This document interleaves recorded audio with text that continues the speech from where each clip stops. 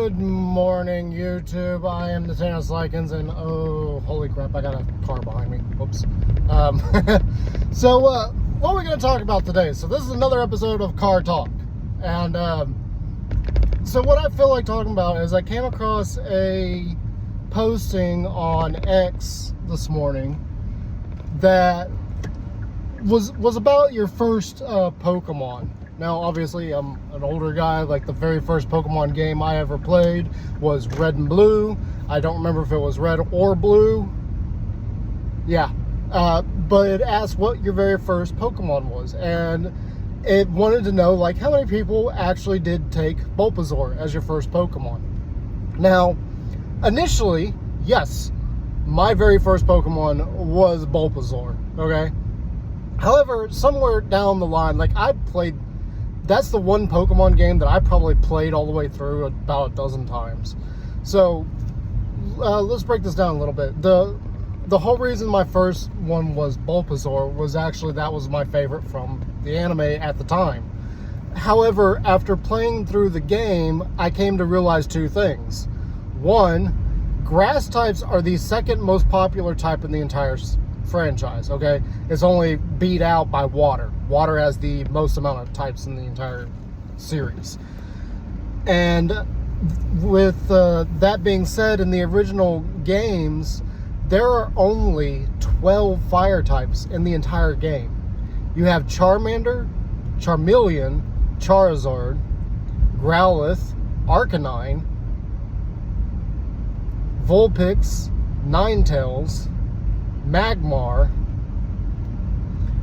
Moltres, and Flareon. That is it. Now, if you've ever played those games, most of those... Oh, and Ponyta and Rapidash. That's what I was missing. Now, if you've ever played those games, most of those are near the end of the game. Like, it's very, very, very late into the game before you get access to most of those. However, you can get Flareon pretty early-ish.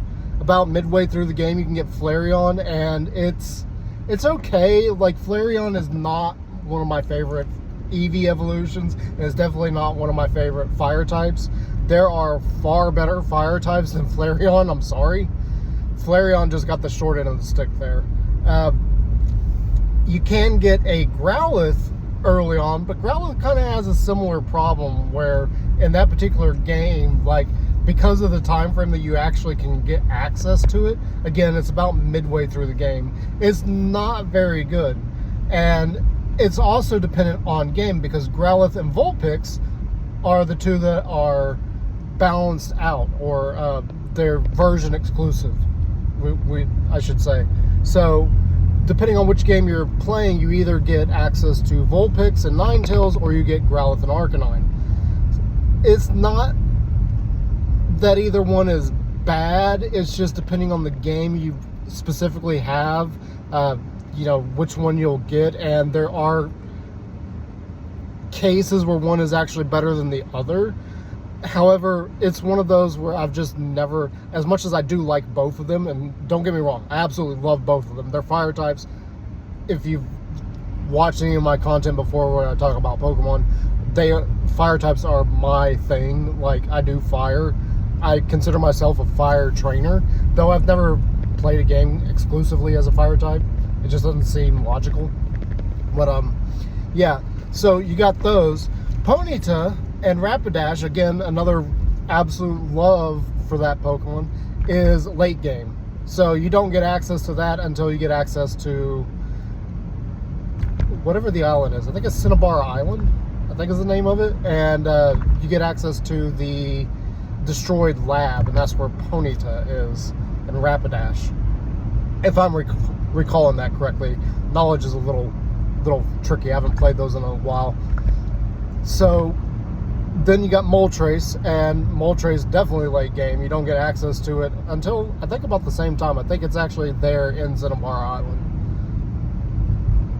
Yeah, I think it's there. So, really, if you want a fire type, and you really do need a fire type throughout most of that game, because there's so many grass types you're going to come across, and it also really helps against Erica. you really should start off with Charmander. Like, there's no doubt in my mind.